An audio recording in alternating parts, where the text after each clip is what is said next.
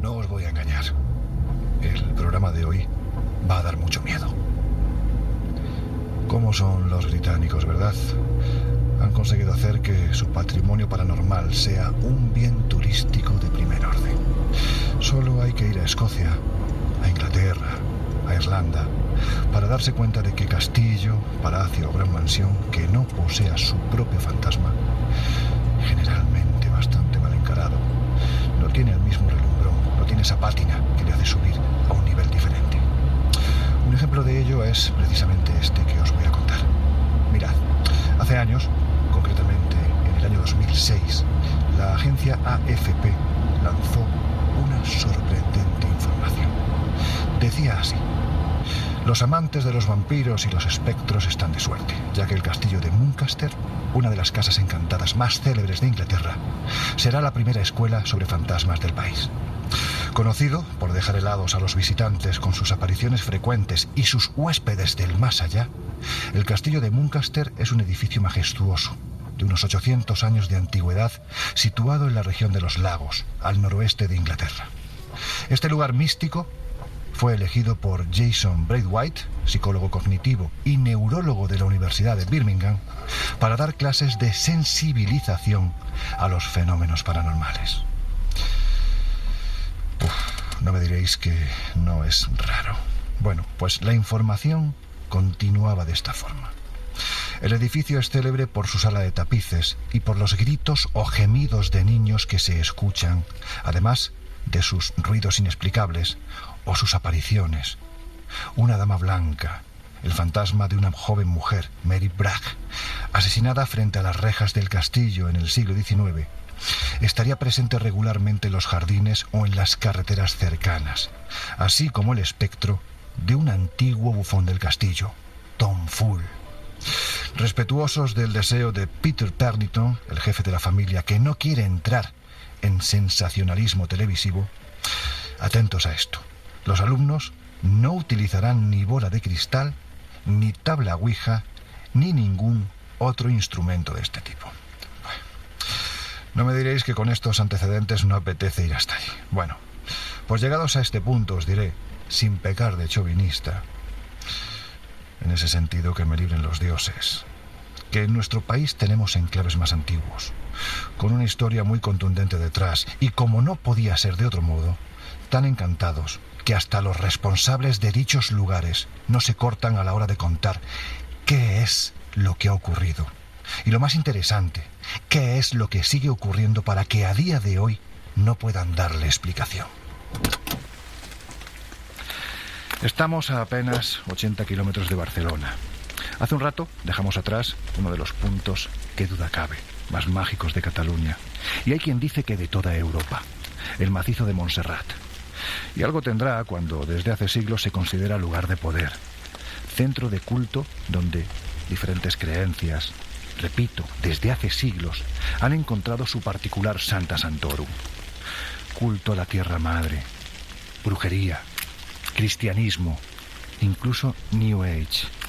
Tampoco los ovnis se han librado, porque como sabéis, cada 11 de cada mes y desde hace más de 40 años, en este lugar se reúnen los apasionados de estos temas, a la vera del contactado Luis José Grifol, porque dicen que ocurren cosas extrañas en estos mismos cielos.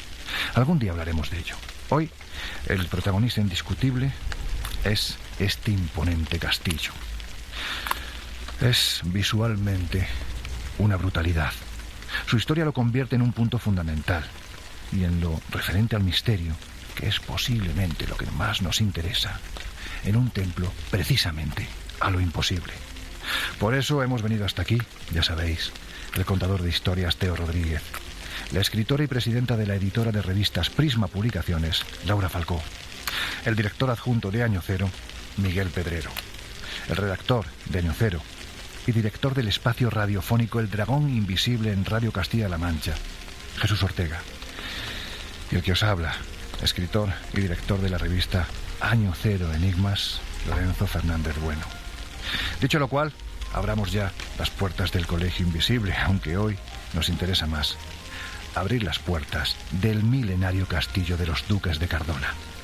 Bienvenidas y bienvenidos. Comenzamos. ver... planta 7.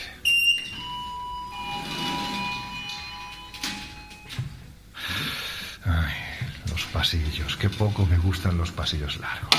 Después os hablaremos de un hotel donde precisamente los pasillos se convirtieron en protagonistas indiscutibles de las pesadillas de varias generaciones de adolescentes.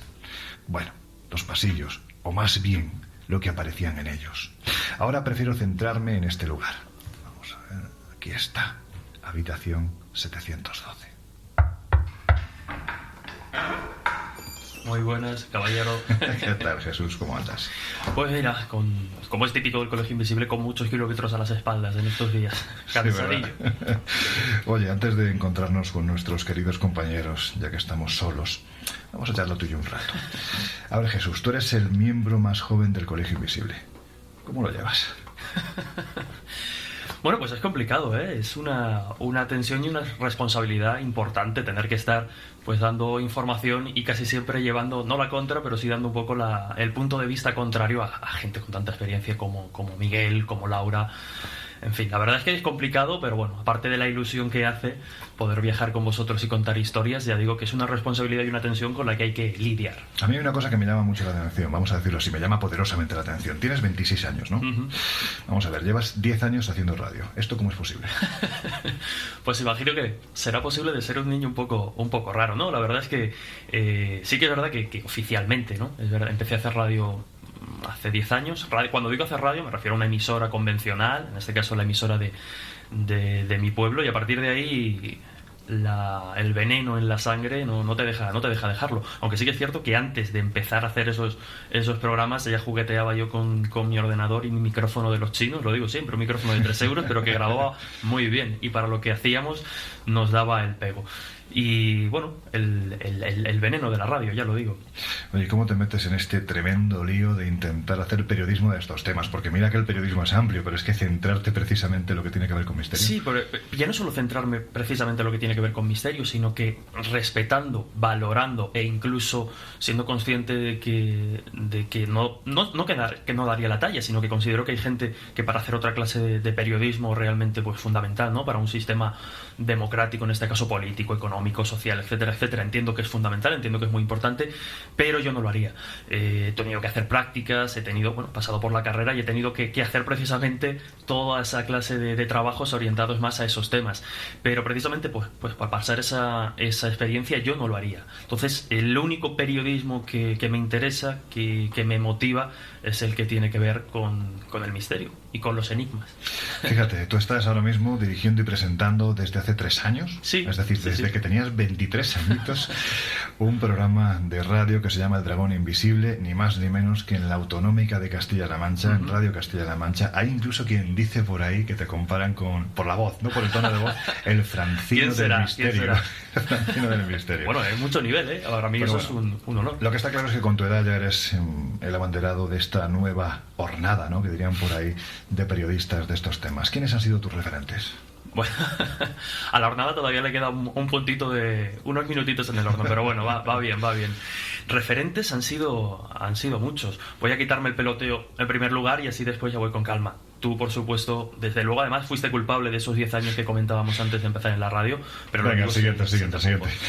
Bueno, Iker, nosotros, precisamente, comentabas el tema de la edad, la generación influye, ¿no? Y aunque pronto se sumaron a la lista de referentes personas a las que no pude conocer, como Fernando Jiménez del Oso, por ejemplo, la verdad es que yo pertenezco a lo que ha sido la generación Milenio 3, claro, Cuarto Milenio, y con Iker Jiménez. Pero sí que es cierto que como digo, el bichito del misterio, que te pica y parece que le cuesta soltarnos, hizo que rápidamente, pues al entrar en esa clase de productos, al entrar un poco por la televisión con Iker Jiménez y demás, empezase a ir al kiosco a preguntar por las revistas que hablaban de estos temas. Empecé a comprar Enigmas, Año Cero, Más Allá, etcétera, etcétera.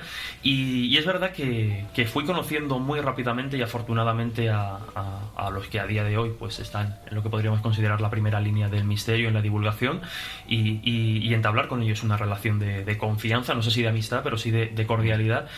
Y aprender un poquito de todos. Los referentes van cambiando con el tiempo, también es cierto. Los que antes lo eran, pues ahora no es que se vayan sustituyendo, pero se van incluyendo más. Ahora, por ejemplo, estoy muy obsesionado, lo sabes, con Juan García Tienza, claro, o con Juan Eslava Galán, un poco también las dos caras de una moneda parecida en ese sentido. Pero sí, lo cierto es que, bueno, los típicos, ¿no? Iker Jiménez, Fernando, tú, lo recalco e insisto. Y bueno, con tantos y tantos compañeros. Aunque siempre hay que saber discernir cuando uno es más joven, y no es que sea precisamente mayor, pero cuando uno es más joven se deja llevar un poco por ellos, y yo creo que ya llega un momento en el que uno coge su propio camino, va aprendiendo de lo mejor de cada uno, pero va un poco conformando sus ideas y su visión, y de hecho mi visión actualmente contrasta mucho con la que empecé. Bueno, vamos a ver, estamos en un castillo que sabes que cuentan, que está encantado, hay mucho testimonio además de gente que está tanto dentro como fuera de estos temas, algunos de ellos periodistas muy reconocidos a nivel nacional e internacional, pero antes de ir a ello, me gustaría hacerte una pregunta. Ahora parece que se habla de un movimiento que defiende el pensamiento escéptico. ¿Se ha puesto de moda ser crítico con estos temas? Pues mira, a lo mejor no creo que tenga un punto demasiado endogámico en este respecto, pero aunque a mí me gustaría, sí, la verdad es que me gustaría que fuera cierto que se ha puesto de moda. Yo creo que por lo que veo, sobre todo centrándome en lo que son pues grandes medios de comunicación o medios de comunicación más punteros, ¿no? En fin, diferentes programas en emisoras nacionales, revistas, programas de televisión. Yo creo que hay una especie de necesidad de vestir ese escepticismo, pero que realmente, si luego analizas el discurso, la manera de trabajar, la manera de recopilar testimonios, casos, etcétera, etcétera, yo no creo que realmente haya un gran movimiento escéptico. Creo que sigue siendo minoritario. Y cuidado, cuando hablamos de escepticismo, sé que es muy cansino repetirlo, pero cuando hablamos de escepticismo, yo considero que, por ejemplo, en el propio equipo del Colegio Invisible, el escepticismo es el que impera. Hablamos de escepticismo sano. Eso es. Aquel que duda, pero no niega por categoría, porque de hecho, probablemente uno de los grandes errores del escepticismo extremo, del escepticismo negacionista, que tanta interés tienen en educar a la sociedad, eliminar la superstición y demás, pues no creo que el método más efectivo sea insultar y ridiculizar a las personas que viven este tipo de experiencias, y a las personas que, mejor o peor, intentamos darles una explicación o por lo menos ayudar a esos testigos en ocasiones fenomenológicas. Bueno, repito y recuerdo que estamos en un castillo del que se dice que está encantado. ¿Tú alguna vez te has encontrado con una situación, vamos a decirlo así, inexplicable? Bueno, de entrada ya sabes que el término inexplicable a mí me rechina, pero sí me he encontrado con un par de... inexplicado. Vale, eso sí. Bueno, he tenido dos... sí, podría citar dos experiencias. Una es ufológica, la conoces, así que me la voy a reservar para cuando hablemos de este tema, y te voy a contar una que nos pasó en un hotel, realizando además una sesión de Ouija.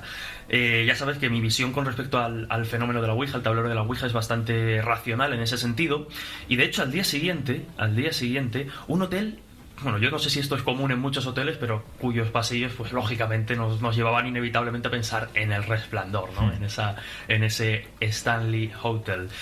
Como digo, al día siguiente tenía una charla precisamente sobre si los fenómenos paranormales son una realidad o son un producto de la mente, y bueno, pues en esa charla yo incluía una serie de apuntes, de esbozos de lo que después pues, seguiría profundizando en el terreno de la Ouija, y decidimos, bueno, vamos a hacer una Ouija para experimentar, ver qué pasa, y mañana quizás se pueda incluir como comentario a la charla. Pues bien, allí estábamos 4 compañeros, no daré nombres, pero yo sí que en ese sentido sí que me mojé. Empezamos a hacer la Ouija, y como suele ser normal, pues de momento era tímida, no acababa de arrancarse, pero sí que llega un momento en el que ya con cierta fuerza, con cierta energía, empieza a moverse y empieza a lanzar mensajes, vamos a decir, legibles.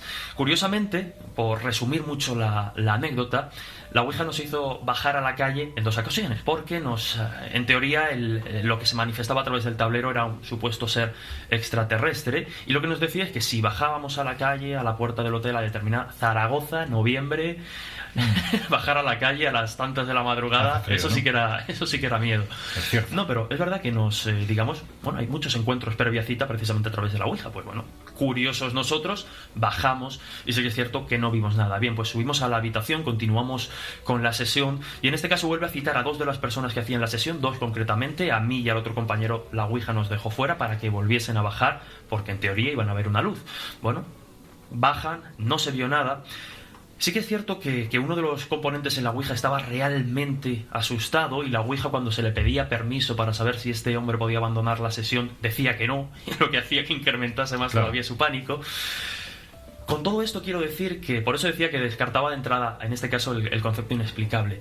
Yo me encontré ante la primera vez que la Ouija, y yo he hecho ya unas cuantas sesiones, bastantes de hecho, en la que la Ouija lanzaba mensajes coherentes que no parecían tener un sentido claro, pero yo en este caso me quedaría con que allí lo que se manifestó fue la mente de dos de los presentes y el deseo, ambos muy aficionados e interesados en la ufología, el deseo, ¿no? Yo creo que un poco latente también en estas personas de ver un objeto de estas características. Por lo tanto, lo que mantiene un poco mi coherencia con respecto al objeto. Sí que fue extraño, sí que la Ouija se movió y nos dio mensajes, y era muy difícil que diera esa clase de mensajes pues de manera un poco aleatoria, pero considero que lo que allí se manifestó fue la mente de alguno o de algunos de los presentes. No deja de ser extraño.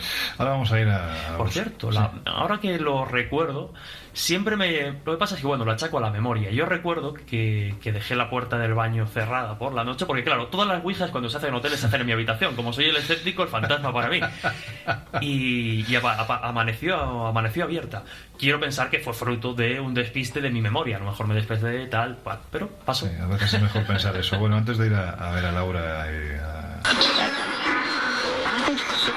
mí me gustaría, ya que has citado Zaragoza, que habláramos de una historia que para mí me resulta evocadora, misteriosa y terrible, ¿no?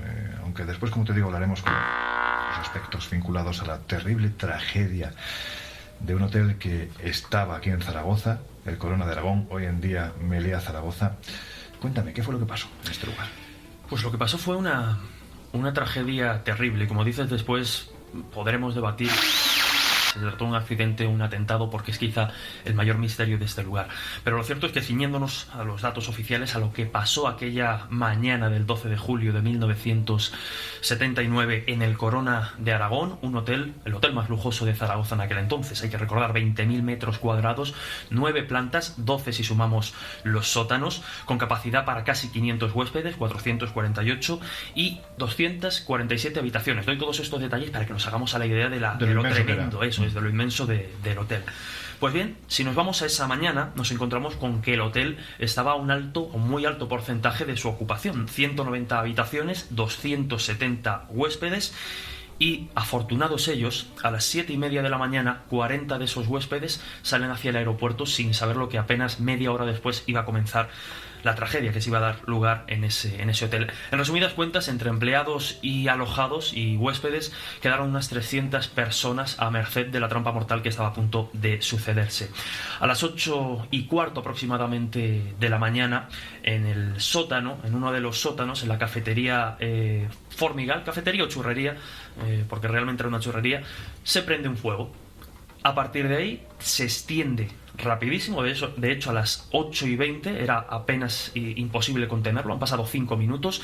Sí que es cierto que los servicios de bomberos fueron muy rápidos porque estaban muy cercana al hotel, pero apenas 5 minutos después era imposible contener esas llamas. Se extendieron de forma, desde luego, inexplicada a día de hoy, porque, ya digo, nadie sabe si decantarse en la teoría del accidente o el atentado.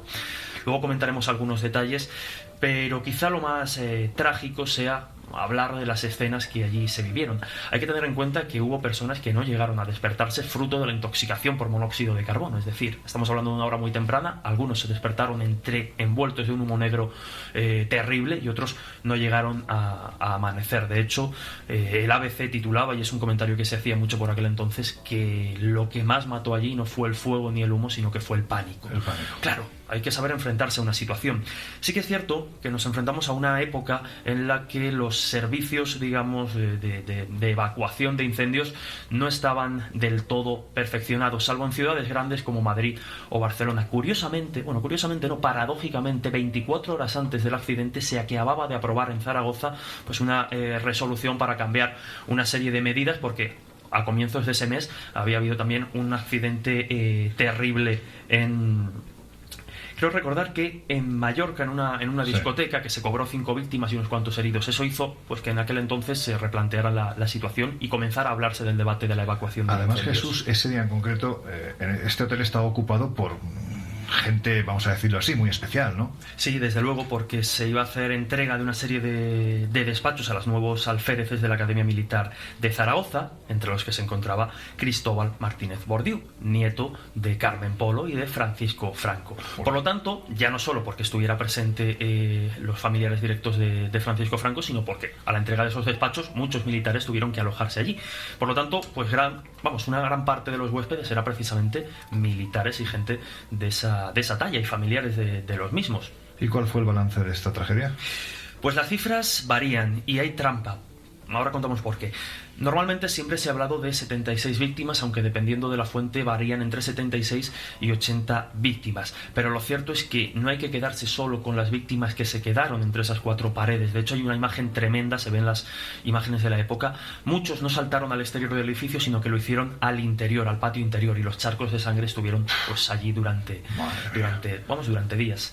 La cifra, como digo, varía entre las 76 y las 80 personas que fallecieron allí directamente, pero lo cierto es que fueron muchas más, entre 20 y 30, la que a causa de las heridas, a causa de aspirar el humo, pues poco a poco fueron falleciendo en las semanas próximas. De hecho, una de las últimas víctimas falleció, y lo dice así el informe, a causa de las heridas en el Corona de Aragón en agosto.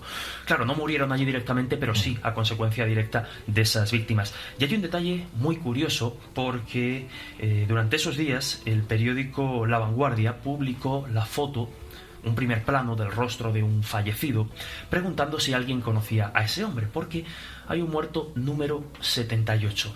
Hay una víctima en el Corona de Aragón sin identificar a día de hoy. Y te voy a contar. Como digo, hablar de cifras en este caso es arriesgar demasiado, porque bueno, fueron complicadas. Oficialmente se hablaba de 76, sin embargo, como decíamos, los heridos murieron en semanas y días posteriores. Pero hay una cosa muy llamativa, y es que entre aquellos nombres aparece un fantasma entre comillas, un cadáver desconocido cuya historia da pie a diversas especulaciones. En un principio este muerto número 78 se identificó como José Domingo Pujadas, pero días más tarde, cuando la familia de este José Domingo Pujadas se encuentra la foto de La Vanguardia de ese rostro de fallecido que hemos visto, se queda pues hecha añicos, porque reconocen esa fotografía al auténtico José Domingo Pujadas.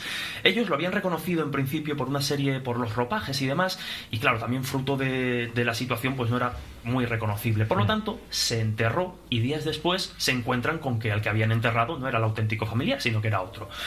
Por lo tanto, hay dos tumbas, en este caso en el cementerio de Montjuïc, hay dos tumbas con el mismo nombre, José Domingo Pujadas. Uno es el auténtico y otro no se sabe quién es. ¿Quién sabe si en ese otro está la clave a lo que ocurrió? Exacto. ¿Quién sabe? Bueno, la cuestión es que hasta aquí la tragedia, hasta aquí la historia, pero hay que decir que unos años después, en una habitación de la quinta planta, ocurrió algo que haría que este inmueble se ganase fama de encantado. Fue una madrugada, concretamente la 510. La protagonista, una azafata de Aviaco, para la que seguramente aquella fue la noche más larga de su vida. Después os contamos. De momento, Jesús, si te parece, vete a buscar a Laura y a Miguel, que imagino que ya estarán preguntándose que dónde estamos. Que yo he quedado además un momentín... Espero no encontrármelos en plan gemelas en el pasillo. Sí, cogerte el triciclo y pues acaso, pero bueno, yo he quedado en unos momentos con un buen amigo en la cripta, claro, como no podía ser de otra forma. Nos vemos ahora. Bueno, pues ahí parece que está. Josep, amigo, ¿qué pasa? ¿Cómo andas? Pues muy bien, aquí pasando un poquito de frío porque esta cripta es gélida, no solo en temperatura, sino también por las cosas que ocurren. Gélida, también tiene su historia, que ahora hablaremos de ella, pero es, por encima de todo, es espectacular, ¿verdad? Bueno, es que por encima nuestro nos están contemplando, nos están presionando más de 1000 años de historia, porque el sitio donde te encuentras fue erigido por orden de Bifredo el Belloso, Guifré el Pilós, en el año 886, y fíjate, ha sido protagonista de un montón de acontecimientos históricos. En el siglo XV, por ejemplo, pues fue adquirido por los duques de Cardona y fue también escenario de la Guerra de Secesión en 1714. Fue uno de los últimos bastiones en resistirse a las tropas borbónicas. De hecho, de esa fecha data el derrumbe de parte de la muralla exterior de este baluarte que está pues situado en este montículo, desde el que puedes ver ahí en el fondo pues las montañas del Pirineo, Montserrat, y desde luego todo un paraje realmente extraordinario. Te voy a hacer la típica pregunta del pringao. Has dicho que esto lo empezó a construir Vigfredo el Velloso. Entiendo que no tenía nada que ver con la licantropía. Pues no lo sé.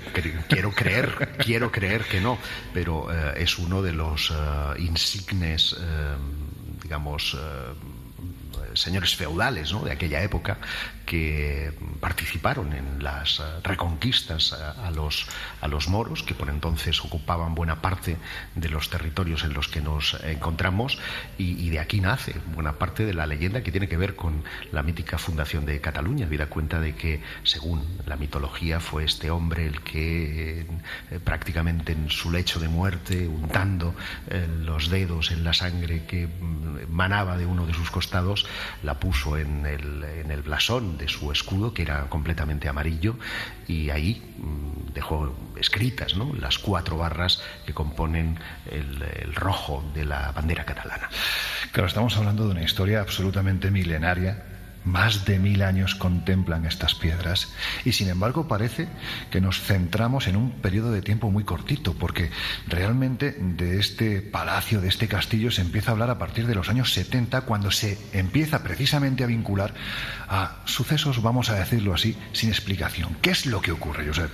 Sí, porque como muchos otros elementos del patrimonio español, el castillo de los duques de Cardona, que incluye esta colegiata tan sorprendente, ¿no?, bajo la que estamos, porque estamos aquí en la cripta, con estas hornacinas que muy bien no sé qué función cumplirían, pues digamos que quedó en estado de abandono. Y fue en los años 70, 1976 concretamente, cuando fueron comprados los terrenos por entonces paradores,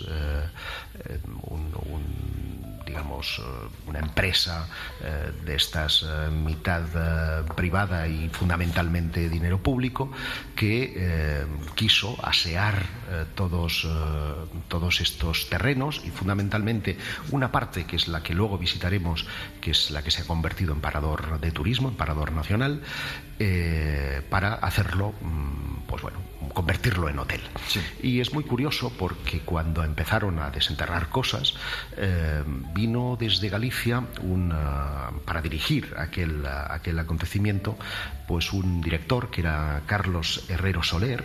Este señor, pese a ser gallego, es un hombre muy escéptico. Yo lo he tratado y he traído consigo una carta suya, que si luego quieres te voy a leer una parte que te va a dejar la piel, creo que de gallina. Claro. Habida cuenta de que este señor pues empieza a escuchar de los obreros que hay ahí pues ruidos, que hay ahí, no veían fantasmas, pero lo que sí habían eran objetos que aparecían de un día para otro en un lugar cuando se habían dejado cerrados bajo llave en lo que entienden era el cuerpo de guardia y que hoy día es la recepción del hotel. Sí. Allí me contaba Carlos que habían unas gigantescas puertas de madera que eran muy curiosas porque solamente se podían abrir por fuera, es decir, que si te quedabas dentro pues no había posibilidad de salir. O sea, te autoemparedabas, ¿no? Te autoemparedabas literalmente.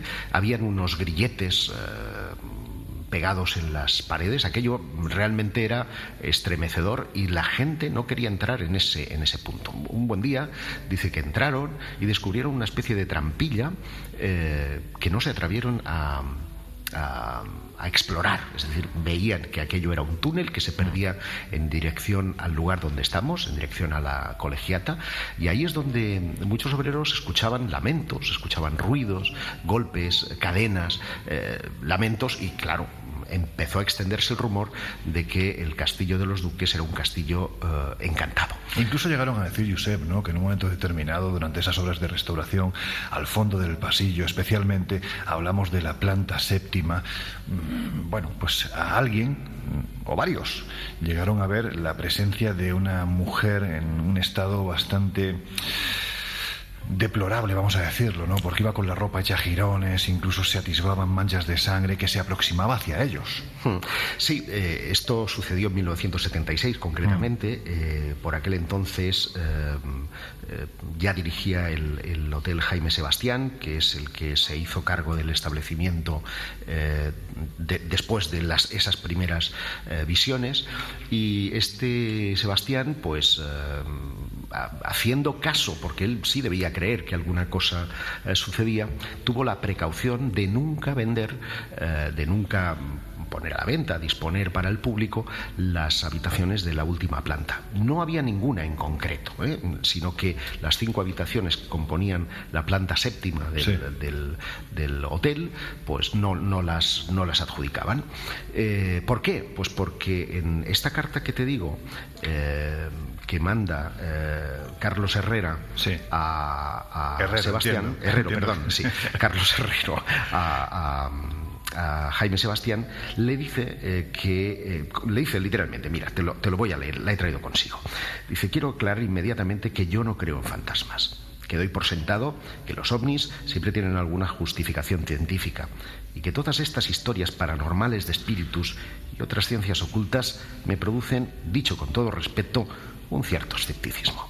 El castillo de Cardona tenía fama de fortín, y en el cuerpo de guardia, esto que te contaba, en aquellas fechas en las que yo llegué, se estaba utilizando como almacén de muebles y otros elementos de las obras. En el fondo de esta nave abovedada existían lo que debieran ser calabozos, todavía con cadenas sujetas a grilletes incrustados en el suelo, y una peculiar puerta de madera gruesa, dura como una piedra, que tenía un ingenioso y macabro sistema que permitía abrirla desde el exterior sin llave, mediante un leve empujón, pero que resultaba imposible hacerlo desde el interior. Como el lugar era algo apartado, no muy luminoso y un tanto silencioso, se había creado entre el servicio del parador cierto recelo que se sobrellevaba entre la broma y el respeto. Ninguna camarera quería trabajar en aquella zona si estaba sola. Eran los dominios del fantasma, y es por eso que decidieron cerrarlas. A las 5 de la tarde de un determinado día, en la que el Fútbol Club Barcelona, de su sección de baloncesto, llega al hotel y se ven obligados a utilizar esa planta, es cuando aquello que eran solo rumores se convierte en una realidad espantosa, Lorenzo. Wow. Dicen incluso que esa mujer que se aparece, independientemente de los fenómenos paranormales, a los que por supuesto volveremos, porque ya sabes que hemos quedado con Laura, con Miguel y con Jesús. Aquí hicimos hace unos años una experimentación, ¿no? El que por aquel entonces, que todavía sigue siendo el gerente de este parador, Joan Oliver, nos dio todos los permisos, incluso nos acompañó y valientemente habló incluso, ¿no?, de lo que ocurría en este lugar. Pero hablando de esa mujer, Josep, porque me parece que es una pieza fundamental. De hecho, cuando estuvimos nosotros haciendo esa investigación, se desveló que era clave en toda la historia parapsicológica que aquí ocurre. ¿Quién es esa mujer? ¿Con quién se identifica? Bueno, hay una leyenda que tiene que ver con la torre exterior, esta circular, que está un poquito situada a nuestra espalda, y que es la que se conoce como Torre de la Miñona. Miñona en catalán es un término que puede aludir tanto a una mujer de servicio como a la hija, digamos, que hereda todo el patrimonio, que es la primogénita del caudillo. En este caso era un caudillo que estaba en el castillo, y que, bueno, como tenía un amor prohibido, esta mujer se enamoró de un árabe. Pues aquel era un amor imposible, y decidió emparedarla en las paredes de esta torre. Y desde entonces esta mujer se aparece, o al menos eso dicen. De hecho, yo he estado aquí en varias ocasiones, una de ellas contigo, otra con Miguel Ángel Segura, en la que tuvimos oportunidad de captar en estas hornacinas que tienes a un lado y a otro, algunas voces psicofónicas femeninas. Y la verdad es que aquí hemos visto cómo las temperaturas suben y bajan a su antojo, cómo surgen ruidos espeluznantes de un lado y de otro, estos audibles, sin necesidad de que sean percibidos por una grabadora y no por el oído humano. Digamos que se escuchen a tiempo real. Exactamente. Y claro, todo esto, estás poniendo el cuerpo. Todo esto pues te pone. Tú recuerdas que cuando vinimos acá por primera vez contigo, pues nos asustamos porque empezamos a escuchar un golpeteo muy determinado que luego pudimos explicar afortunadamente. Vamos a tener oportunidad, Josep, de escucharlo después, porque me he traído aquí en el teléfono un fragmento, ¿no?, de aquella grabación que realizamos, en la que por supuesto pues estaba Laura, estabas tú, estaba José Antonio, estaba Griselda, ¿no?, también una persona con ciertas capacidades, ¿no?, que van un poquito más allá de... Ya que lo dices, cuando vienen aquí personas con esa sensibilidad, lo que llamamos en parapsicología un paragnosta, aquí se les ponen los pelos de punta, porque no dejan de, apenas tocan una pared, apenas perciben cualquier historia, de recibir comunicación, de recibir ítems, información, que la verdad, apenas que seas un poco sugestionable, lo pasas mal. A mí me parece sorprendente, y vuelvo a repetirlo, ¿no?, el hecho de que no es habitual que gerentes, empleados de lugares como estos, que están abiertos al público, se atrevan abiertamente a hablar de lo que ocurre. Y cuando entiendo que lo hacen es porque realmente algo está ocurriendo. Bueno, no ha sido siempre así, tú lo sabes perfectamente, porque has visitado mundo, has viajado por esos lugares de Dios y del demonio también. Y del demonio. Y si bien Escocia, si bien Irlanda, si bien el Reino Unido en general ha sabido pues hacer de esto una especie de rentabilidad, ¿no?, en términos económicos, y a nadie se le digamos, le echa para atrás el ir a un hotel que tenga un visitante de otro mundo, pues aquí esto era un poco tabú.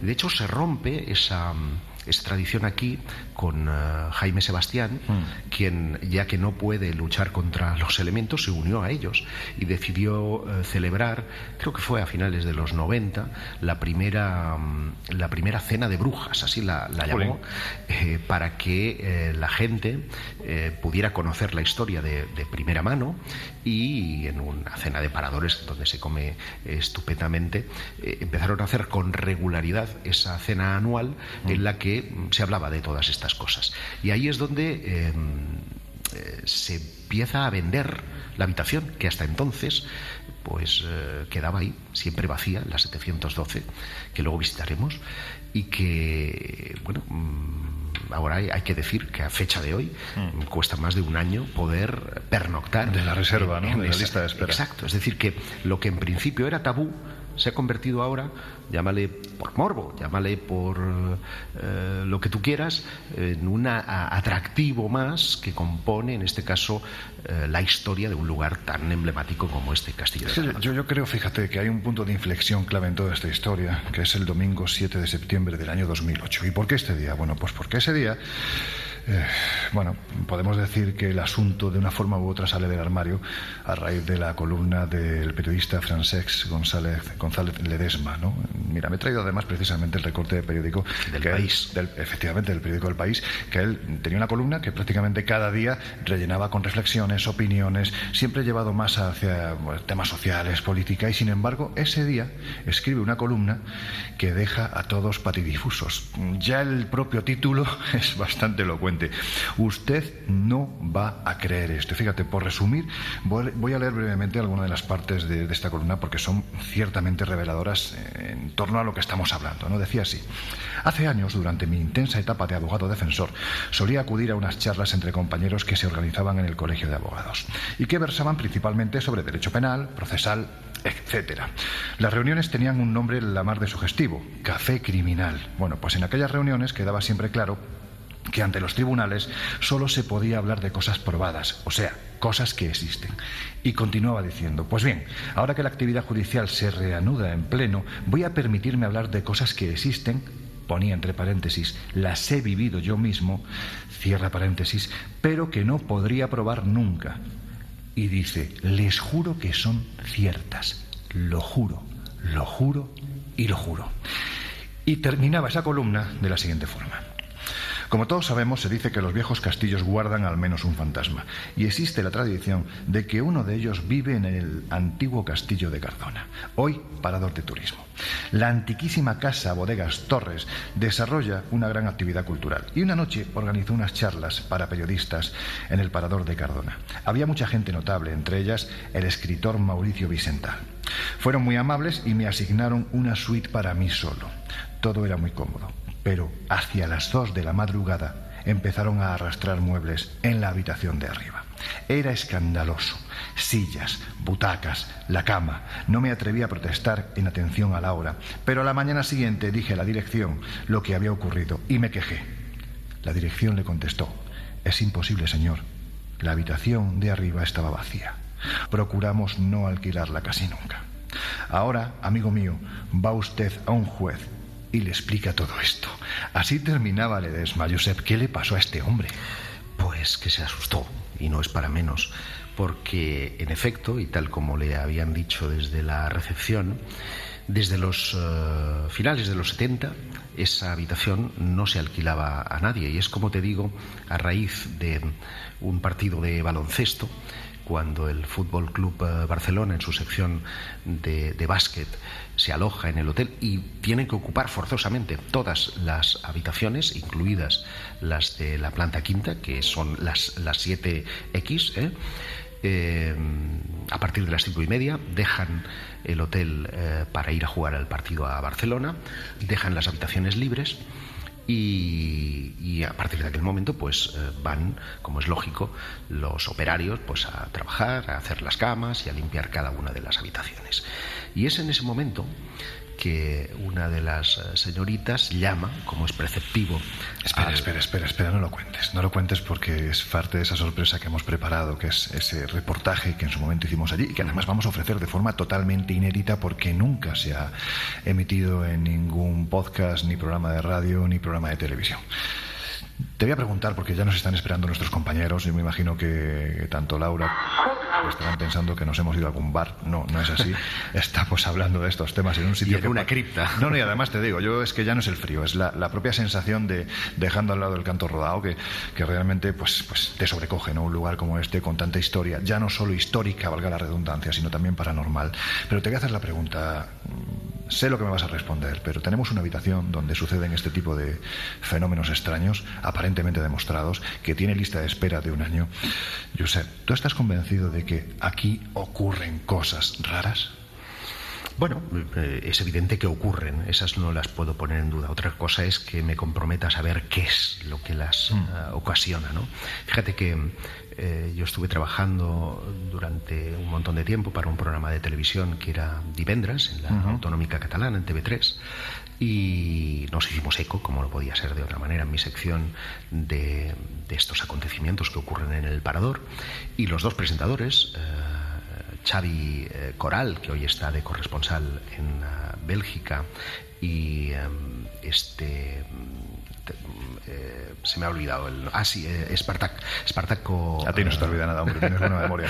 Espartaco Perán, que era el chico que hacía las unidades móviles, pernoctaron una noche entera en la habitación, en la 712, porque hacía muy poco tiempo que se habían reportado nuevos e interesantes acontecimientos, fenómenos extraños dentro de la habitación. En este caso, incluso, que algunos objetos dejados dentro de la habitación, y concretamente encima de la mesilla, pues se habían movido. Bueno, ellos no vieron moverse nada, pero ambos dos confesaron que pasaron una noche muy particular. Movidita, ¿no? Sí, de sueños perturbadores. Uno podría pensar que esto es debido a la sugestión, pero de una intranquilidad, y son personas poco sugestionables, porque los conozco a ambos, de una intranquilidad continuada, de un estado de alerta permanente que, confesaban, no habían vivido en ninguna otra parte, y ambos dos son periodistas currados que han estado en lugares muy, muy extraños, ¿no?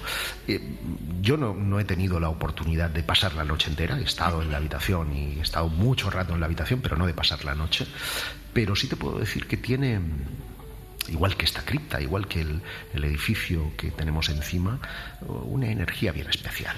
Bueno, ¿te apetece quedarte esta noche? Hombre, ya sabes que te voy a decir que sí. Bueno, pues si te parece, cuando cerremos las puertas del Colegio Invisible, es la pequeña sorpresa que teníamos reservada. Te invito a que te quedes con nosotros. Vamos a estar durante la noche. Si los o vamos a espíritus intentarlo. Existen, Lonen, que se preparen, porque ronco. Ya lo sé, soy consciente de ello. Hay quien dice que Oye, cuando duermes estás... Esto queda dicho mal, ¿eh? Bueno, yo te digo que hay quien opina que cuando duermes realmente te posee el demonio. Doy fe de ello. Bueno, pues si te parece, vamos a buscar ya a nuestros queridos compañeros. Para quienes nos estéis escuchando, ahora que estamos a punto de llegar, os vamos a colgar unas fotos en nuestra página de Facebook, también en nuestro Twitter, para que veáis lo espectacularmente brutal que es este sitio. Ya veréis que el Castillito de Marras es una pasada. Pues eso, que tiene más de 1000 años. Josep, yo no me atrevo a abrir la puerta. Anda, abre tú. Yo es que todavía tengo clavados en mi retina los ojos del retrato del Recoveco que había aquí en la escalera. Desde luego hay que tener un cierto mal gusto, ¿eh? Entremos en este salón. Aquí están nuestros queridos compañeros. ¿Qué tal, chicos? ¿Cómo estáis? Buenas. Bueno, ya veis que además traigo compañía.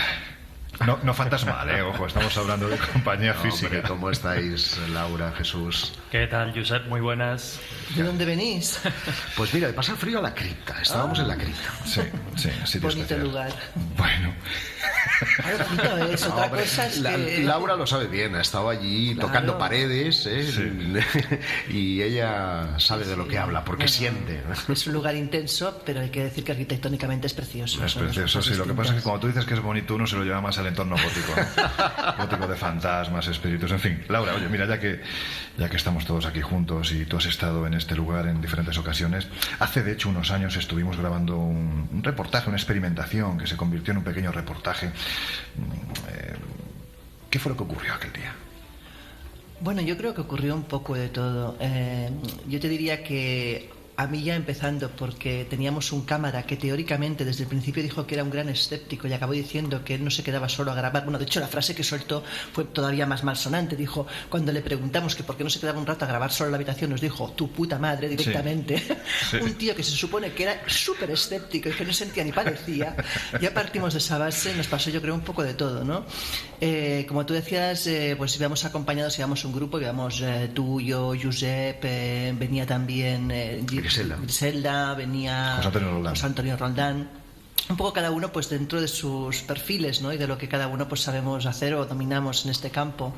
Y bueno, y de hecho nos dejaron afortunadamente entrar en todos los sitios. Yo creo que nunca en el Parador ha sido tan generoso en cuanto a la facilidad para poder experimentar y poder entrar.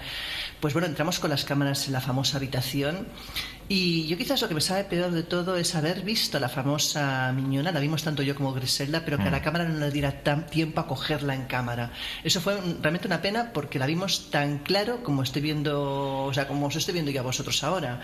De hecho, pero yo te digo una cosa, a diferencia de lo que opinan algunos, yo creo que la Miñona no es un fantasma, es una impregnación. Es decir, ella no interactúa con los que se encuentra a su paso, sino que repite una y otra vez una serie de movimientos, una serie de ciclos que probablemente los hizo en vida, y en ese caso más que fantasma hablamos de eso, de impregnación, una especie como de holograma que lo que hace es repetir una y otra vez un suceso trágico, ¿no? En este caso pues supongo que su muerte o su penuria o todo lo que ocurrió en este castillo. Otra cosa es el frailecillo, ¿no? El fraile ese me pone más. Es además contigo y con Loren se lo pasó bomba. Bueno. La historia del fraile lo explico muy cortamente, pero es una historia divertidísima. O sea, este lugar fue durante un tiempo cedido a los benedictinos, a una orden eclesiástica, y dicen que hay uno de los frailes que permanece aquí. De hecho, la primera noticia que tuvimos fue cuando nos lo comentó el director actual del hotel, y a mí me apasionó la primera historia que nos contó relacionada con este fraile. Dice que sobre todo le gusta increpar y bromear con los hombres. Y hay una historia de un médico alemán que se hospedó en el hotel, un señor además súper escéptico, frío, analítico, como suelen ser los alemanes, ¿no? Al menos la teoría. Y el hombre bajó por la mañana a la recepción y les dijo lo siguiente: tienen ustedes un gran problema con esta habitación. Es evidente que hablaba alemán, ¿eh? Exacto, yo intento un poco reproducir, ¿no?, tal como nos lo explicó un poco el gerente. Y claro, la recepción dijo, bueno, ¿qué le ha pasado? Dice que el señor tenía la costumbre, por lo visto, de dormir con la habitación, con la puerta del baño abierta, con la luz encendida. Y que bueno, que hizo lo propio, dejó la luz encendida, se metió en su cama y de repente sintió que alguien había apagado la luz. Evidentemente abrió los ojos, vio que la luz estaba apagada. Sorprendido se levantó y fue al baño, la volvió a encender pensando que igual se había olvidado de encenderla o que por algún fallo eléctrico la luz se había apagado. Una vez de vuelta en la cama, volví a sentir esa sensación de que la luz ya no estaba encendida. Volví a abrir los ojos, efectivamente la luz estaba apagada. Ya algo molesto y algo sorprendido, porque la casualidad, pues como todos sabemos, no existe, menos en esta frecuencia, ¿no? El hombre volvió a incorporarse, ya se fue al baño, miró a un lado, miró a otro, comprobó si el interruptor funcionaba. Pero ya mosqueado, encendió la luz y ya algo inquieto se volvió a la cama.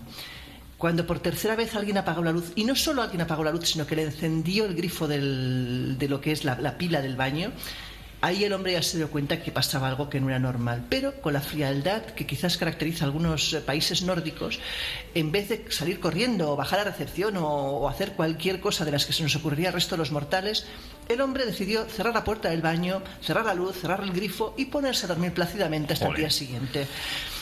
Este es peor que tú, ¿eh? Bueno, sí, ¿no? Este realmente demostró, claro, cuando se lo explicó a los de la recepción, imagínate la reacción de ellos, ¿no? O sea, se quedaron realmente atónitos, sobre todo, no por la historia, que ya no era la primera vez que escuchaban historias así, sino por la reacción del hombre. A mí lo que me sorprende, perdona, Josep... Sí, no, que me llama la atención, estaba escuchando a Laura... A mí también me llama la atención, porque es que, tengo que decirlo, mira que nos conocemos desde hace años, muchos años, mira que he escuchado a Laura en ponencias, que te he escuchado en conversaciones más privadas. A mí lo que me sorprende es la extraordinaria, quizás el calificativo debería de ser todavía más grande, naturalidad con la que no solo cuentas esto, sino con cómo lo vives, porque claro, a mí en la habitación donde estábamos se me aparece la Miniona y con perdón, pero es que sería yo manda huevos, pero es que yo era el escéptico del grupo junto con Roldán, pero es que a mí se me pasa eso, vamos, o sea, ahora mismo seguramente estaría encerrado en un psiquiátrico porque se me había crujido algo en la cabeza. Pero ¿sabes lo que ocurre? Yo siempre digo lo mismo, que cuando tú vives algo desde que eres pequeño, las cosas que vivimos desde niños las asumimos como normales, me como imagino, naturales, claro. como razonables, ¿no? Entonces yo llevo toda mi vida con ese tipo de sucesos, con esas presencias, sintiendo esas cosas. Entonces para mí forma parte de la naturalidad, de algo que es lógico y que es razonable, aunque para otros sea la cosa más extraña o increíble del mundo, ¿no? No quiere decir que no te puedan asustar, porque evidentemente, igual que si tú apareces desde un rincón que no te espero y me pego un susto, me lo voy a pegar si me aparece un fantasma, no por el hecho de que sea un fantasma, sino por lo imprevisto de la situación o porque está a oscuras y algo te sorprende, ¿no? Claro. Pero yo siempre digo lo mismo, o sea, son peores los vivos que los muertos. Los muertos al final poca cosa te hacen, los vivos sí que te pueden hacer un destrozo. Claro, bueno, pues por recapitular un poquitín, volvemos a repetir que ese día con nosotros estaba Joan Oliver, que era el director gerente del Parador, y bueno, pues como os decía, que este reportaje pues no se ha emitido nunca, es decir, ha sido algo que nosotros en su momento ofrecíamos a quienes se suscribían tanto a la revista Enigmas como Año Cero, pero no ha salido de ese circuito, ni se ha emitido en televisión, ni se ha emitido en radio, ni por supuesto se ha metido en podcast alguno. Por lo tanto, deciros que en aquel grupo estábamos Griselda Viriella, que era bueno, pues una persona que al igual que Laura tiene esas percepciones, también estaba Laura, Josep, José Antonio Roldán y yo mismo. Y bueno, si os parece, como me he traído en mi súper nuevo teléfono de color rojo y negro, me he traído un corte, ¿no?, de lo que fue esa segunda parte del reportaje que montamos. Si os apetece, qué mejor sitio para escucharlo, porque además ahí es donde el propio Josep comienza diciendo qué fue lo que ocurrió aquel día que alguien llamó a la puerta de la 712. ¿Os parece? Perfecto. Pues venga, vamos a escucharlo. Bueno, pues en realidad toda esta planta, la planta 7 del Parador, se dice que los perros en la seguridad mostraban cierta resistencia a pasar por este lugar. Y la historia empieza aquí, cuando una de las gobernantas que tiene que hacer la habitación 712 llama a la puerta y obtiene como respuesta un espere. Una segunda chica pasa por aquel momento por aquí y le dice: oye, ¿puedes comprobar que no haya nadie en la habitación 712? Y cuando sube le dice: no hay nadie. Vuelven a llamar y vuelven a obtener la misma respuesta: espere. Y casualmente pasaba el director, el señor Herrero, en aquel momento, y él, escéptico completamente, llama tal que así y obtiene como respuesta: espere. Hoy no nos han hecho esperar, así que vamos a tratar de averiguar qué es lo que ocurre. Lo sorprendente en este caso es que una vez entraron en la habitación comprobaron que no había nadie, y el baño, que está justo aquí en la entrada, tenía este grifo abierto, habían unas pisadas en el suelo y las toallas estaban tiradas en la bañera como que alguien acababa de utilizarlas. Hola. La máquina que está encima de la cama la podéis tocar y nos avisa de que estáis aquí, de que hay alguien más que no vemos. Hola. Mira la máquina.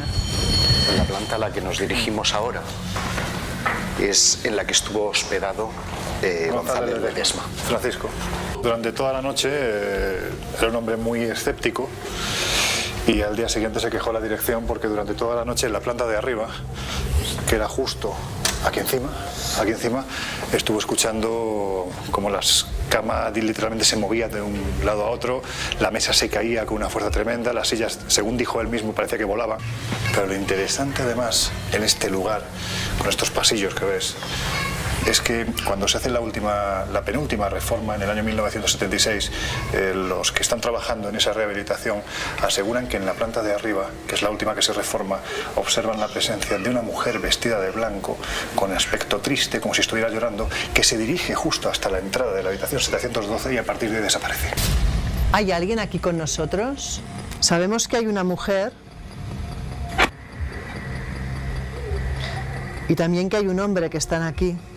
Sabemos que hace años que estáis aquí.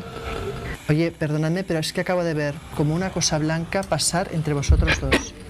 O sea, hace un segundo. He visto como un halo blanco pasar por aquí en medio. Sí. ¿No hay nadie ahí? ¿Hola? Porque ahora sí que noto todo el pelo, todo el vello de punta. ¿Quién eres? No, están aquí. Están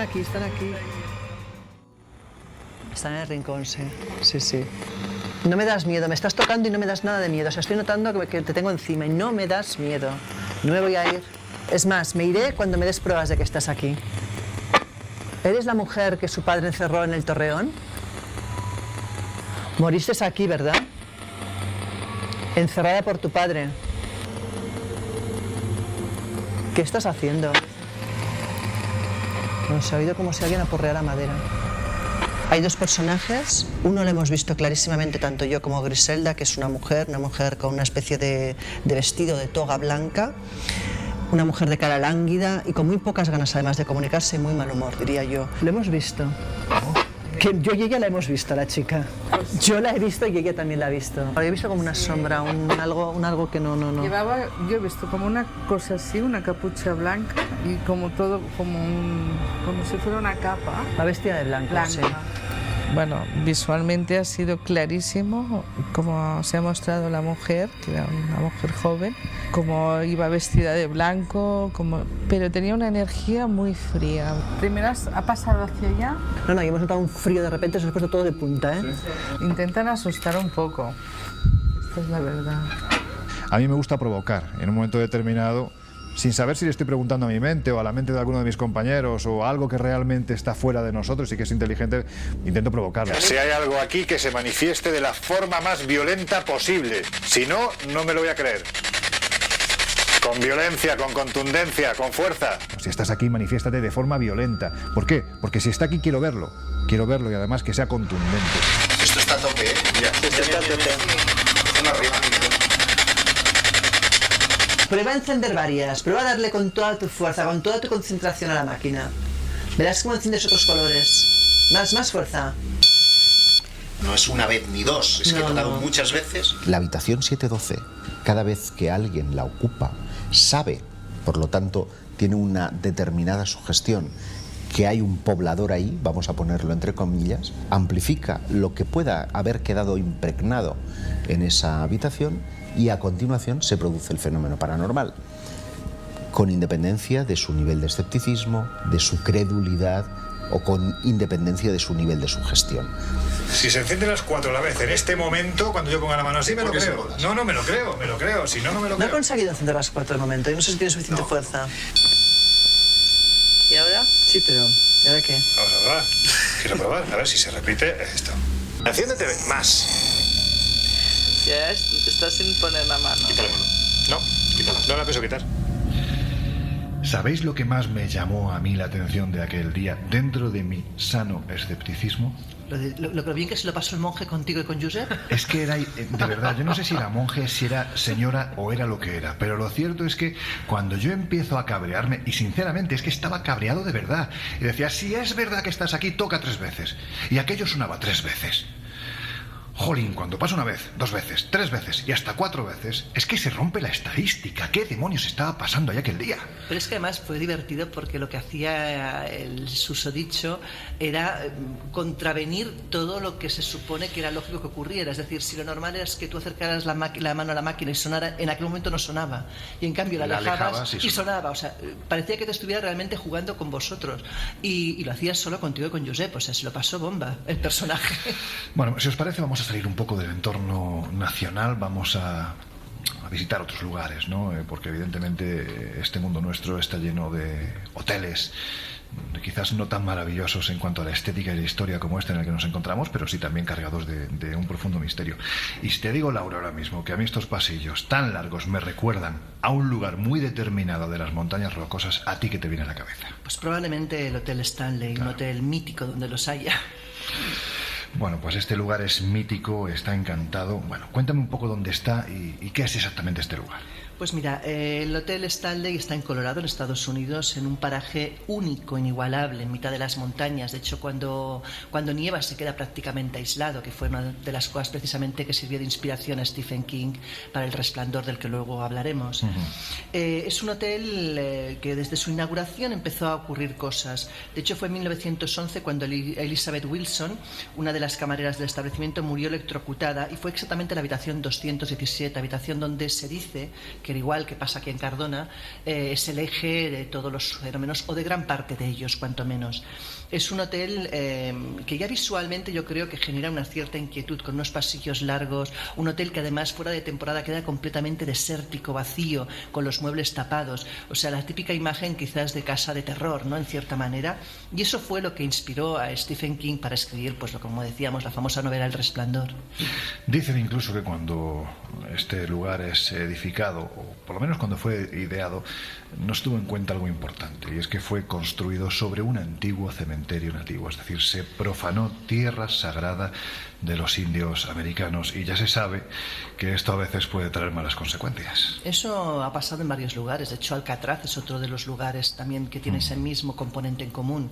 Y sí, el hecho de profanar a veces cementerios, y sobre todo los cementerios de los indios, porque tienen esa especie de rituales de protección de sus muertos, de sus ancestros, ¿no?, es uno de los componentes que también puede llevar a que el hotel esté maldito. En cualquier caso, es verdad que el hotel arrastra una historia de apariciones cuanto menos inquietantes, y se han hecho fotografías, incluso que algunas se pueden ver en las redes, las escalinatas principales de una mujer que parece deambular también por sus pasillos. Dicen que probablemente es una de las antiguas propietarias del lugar. Bueno, pues hay que decir que este lugar fue elegido por Oscar Stanley, el hotel de hecho lleva su nombre, en un sitio tan sumamente apartado de las montañas rocosas, porque el hombre estaba aquejado de tuberculosis. Se recorrió 3.200 kilómetros buscando el sitio donde respirar mejor, y lo encontró precisamente en este contexto, en este entorno. Bueno, pues en el año 1909 se levanta la primera piedra de un lugar que acabaría siendo visitado, yo creo que por los hombres y mujeres más importantes de la historia del siglo XX. Fue un hotel de lujo, fue un hotel para la jet set de aquella época, un hotel que tenía un componente también de balneario, de reposo, de desconexión del mundo. Es decir, por aquí pasó gente como el presidente Theodore Roosevelt, por aquí pasó el que fue primer ministro de Japón, Hirohito, por aquí pasó, por ejemplo, pues gente de la cultura, las artes, como Bob Dylan. Es decir, era un sitio donde querían refugiarse para estar alejados del mundanal ruido que los reconocía prácticamente con solo salir a la calle, y donde algunos de estos grandes personajes empezaron a reflejar que efectivamente se producían situaciones extrañas en este lugar. Pero Pero, Laura, hay una fecha fundamental. El día de Halloween de 1974. ¿Qué ocurre esa noche? Pues ¿qué ocurre ahí? Que el señor Stephen King decide pasar unos días en el hotel, aunque el hotel está a punto de cerrar. Es la última noche en que está abierto, el hotel está desierto prácticamente, queda muy poco personal, de hecho están todos los muebles prácticamente tapados y él es alojado nada menos que en la habitación 217, la habitación donde murió la camarera y donde se supone que hay uno de los focos de fenómenos paranormales. Él comenta que cuando vio aquellos largos pasillos desérticos y vio a su hijo jugando por ellos, pues se empezó a imaginar aquellas escenas que muchos pues recordamos como míticas en el cine, ¿no? Esas niñas en el fondo del pasillo, ese niño que va con su triciclo recorriendo los pasillos de forma inquietante. Ese niño que se parece a Jesús, todo se ha dicho. Jesús de joven, claro. ¿Puedo más ser joven yo? todavía. ¿Puedo ser yo? Bueno, a saber, igual era... Bueno, el caso es que todo eso, junto también con una noche especialmente extraña. Él dice que fue una noche plagada de pesadillas, de que no pudo dormir, que se sentía como si seres de otras dimensiones estuvieran invadiendo sus sueños. A raíz de esa noche, de esa estancia en el hotel, surge precisamente la novela, una de sus grandes novelas, quizás una de las mejores, que es El Resplandor. La inspiración, evidentemente, surge no solo de sus experiencias, sino de lo que te decía, ¿no? Es un hotel que cuando cae el invierno se queda completamente aislado del mundo, parece un hotel fantasma prácticamente, y eso pues todavía funciona mejor en la trama que Stephen King escribió. Esa noche soñé que mi hijo de 3 años corría por los pasillos, mirando hacia atrás sobre su hombro, con los ojos dilatados, gritando. Estaba siendo perseguido por una manguera de incendio. Me desperté con un tremendo espasmo, transpirado entero, a una pulgada de caerme de la cama.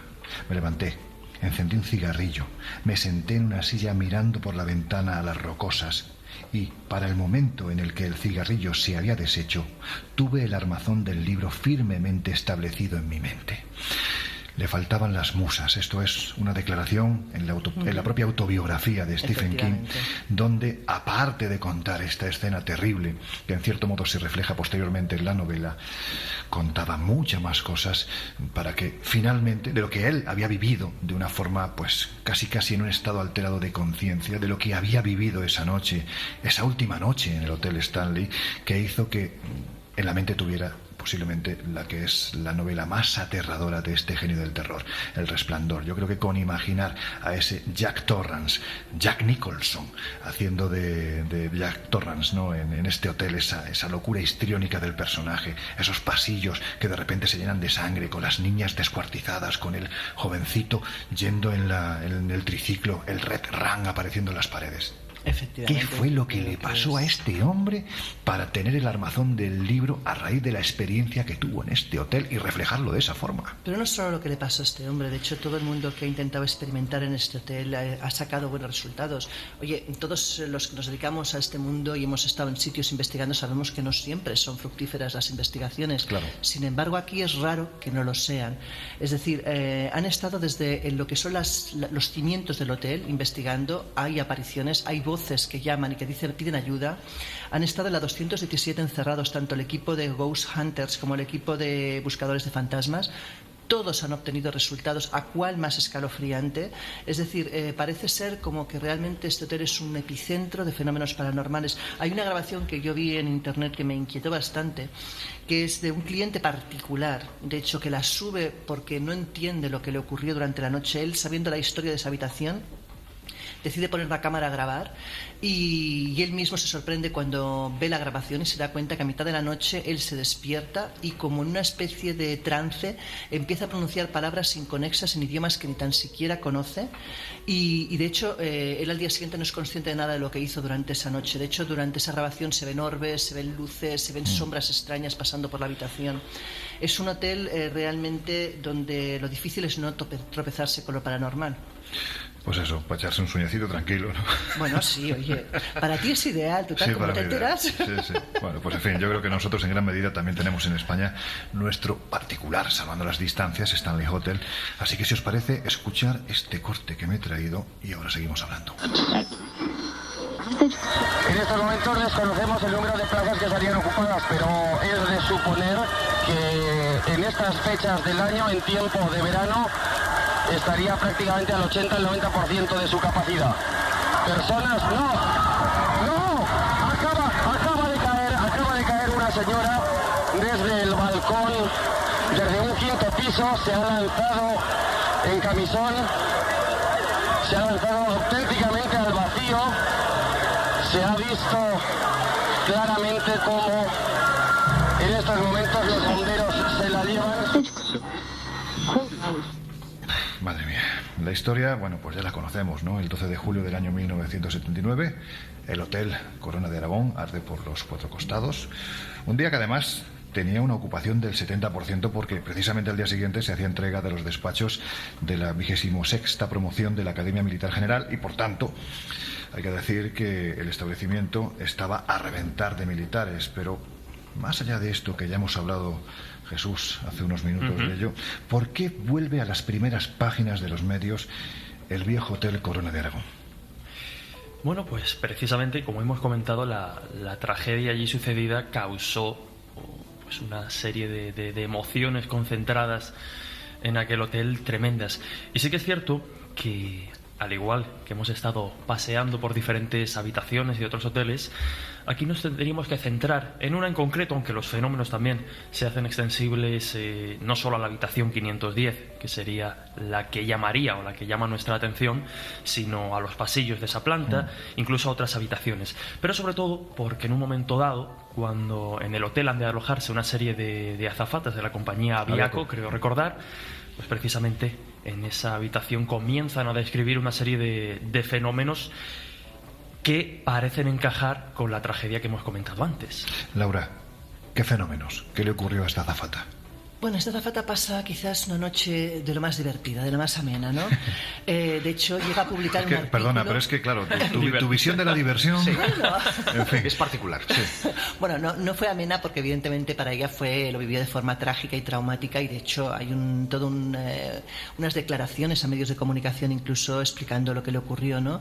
Ella empieza a dormir teóricamente plácidamente, agotada evidentemente después de los trayectos de avión que suelen hacer las azafatas y más en esas fechas. El caso es que despierta a medianoche con la sensación de un calor sofocante. El aire acondicionado estaba puesto, pero parecía que en vez de soltar frío soltara calor. El teléfono suena, pero al otro lado no hay nadie contesta, lo cuelga. En aquel momento también ella siente como si fuera de la habitación, por lo que es la rajita que queda entre la puerta y el suelo, pudiera ver como si en el exterior hubieran llamas, hubiera también calor. La puerta no consigue abrirla, no la puede abrir, de hecho está como bloqueada. Empieza a asustarse sinceramente, y sobre todo cuando ya volviendo a la cama por segunda vez, algo presiona su cuerpo contra la cama y no consigue levantarse. Tiene la sensación de que la están casi ahogando contra el colchón. En aquel momento siente como si alguien pisara por encima de ella y corriera hacia la ventana intentando abrirla desde el interior sin éxito.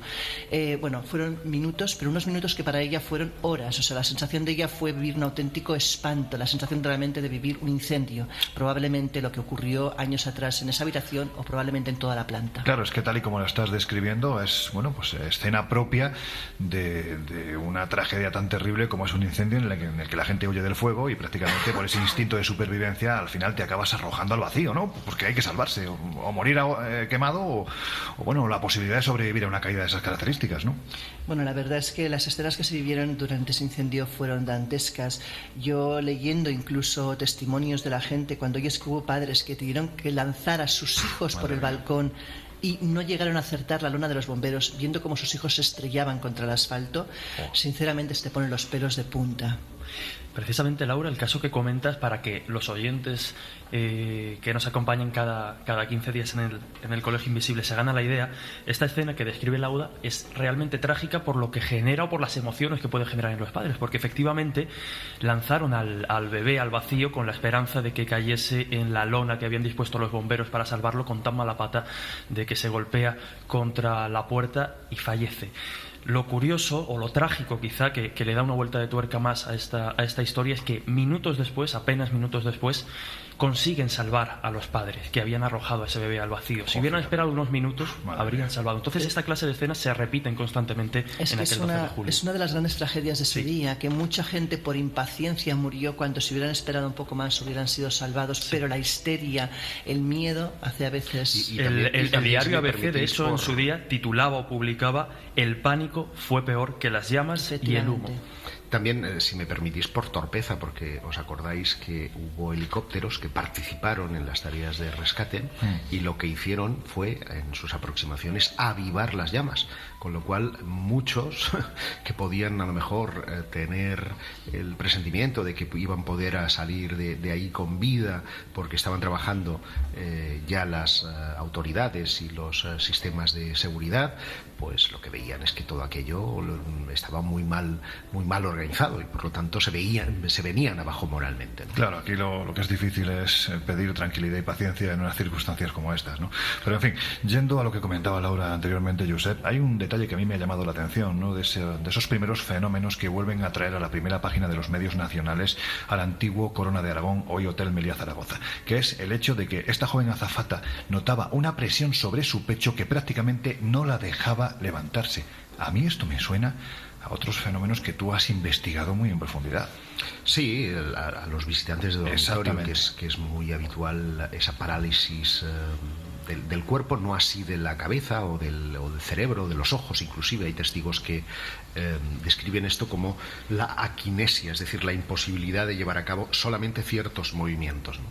Y que debe ser terrorífico. Tú imagínate que tengas algo o un peligro acechando a tu alrededor y que lo único que puedas mover son tus ojos, que puedas escuchar, que puedas razonar, que puedas hacer todo menos hablar y moverte. Debe ser una sensación terrible, muy agobiante. Terrible. En estos 38, casi 40 años que han pasado desde que se produce esta tragedia,